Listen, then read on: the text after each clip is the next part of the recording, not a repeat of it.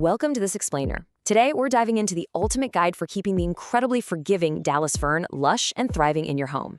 If you've ever loved the look of a big, beautiful fern, but somehow always managed to, accidentally kill it, you are in the exact right place. We're going to break down absolutely everything you need to know, taking you from a hopeful beginner to a confident, absolute fern expert.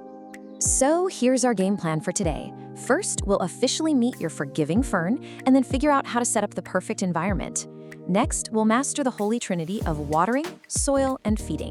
After that, we're getting our hands dirty with pruning and propagation, troubleshooting some common problems, and wrapping up with a few rapid-fire expert tips. Let's get right into it. Section 1. Meet your forgiving fern. Okay, so the Dallas fern actually has a pretty fascinating origin story. It was bred through tissue culture back in the early 1980s, right in Dallas, Texas. And the growers had one very specific mission. They wanted to create a plant that could survive those dry, poorly lit living rooms and office spaces that would literally destroy a diva-like classic Boston fern in a week. While the classic Boston fern practically demands a humid jungle to look good, the Dallas fern gives you those exact same beautiful arching green fronds on a tidier and way more forgiving plant. It's a total game changer. Moving right along to Section 2, the perfect environment.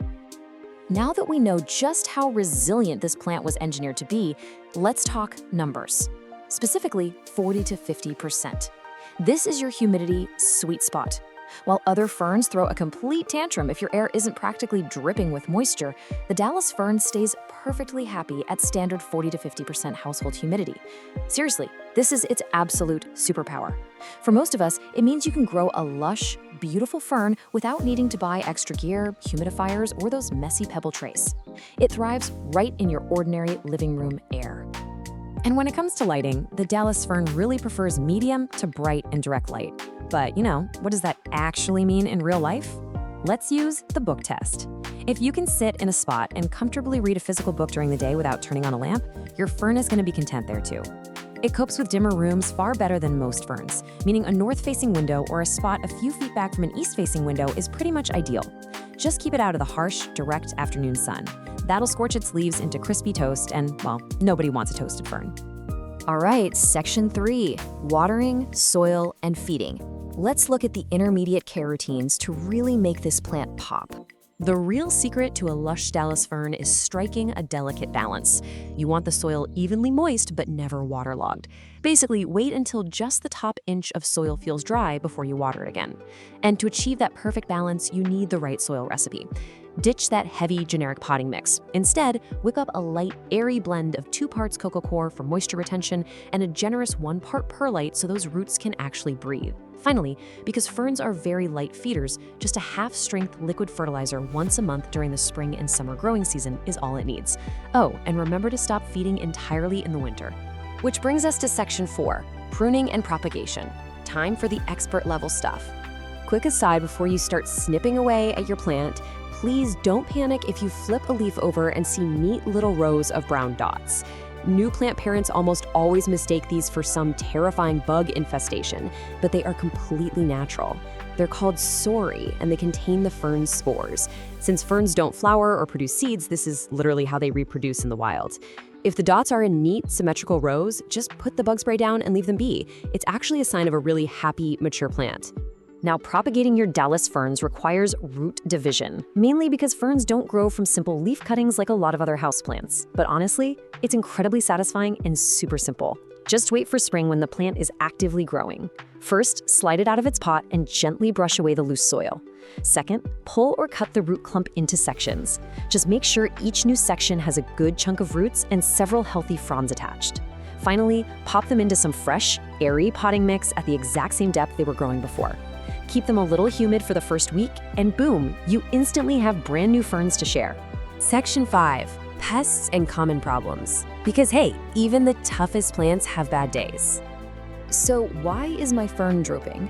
This is absolutely the #1 question new fern owners ask. You walk into the room and your beautiful arching plant just looks sad and limp. Well, the answer completely depends on a very simple diagnostic test. What do you feel when you actually touch the soil? Think of it like a botanical whodunit. You can have 2 identical-looking drooping plants with 2 completely opposite problems. If the soil is dry below the surface, Your plant is just incredibly thirsty. Give it a good drink and it'll perk right back up. But if your fern is wilting and the soil feels wet, heavy, and smells kind of sour, yeah, you have a major issue. That means you're accidentally drowning the roots, which leads to root rot. You've got to stop watering immediately, pull the plant out of the pot, trim away any black, mushy roots, and repot it in that airy perlite mix we talked about earlier. Aside from watering issues, the incredibly dense foliage of the Dallas fern does offer some pretty great hiding spots for pests. You'll want to inspect the deep center of the crown regularly.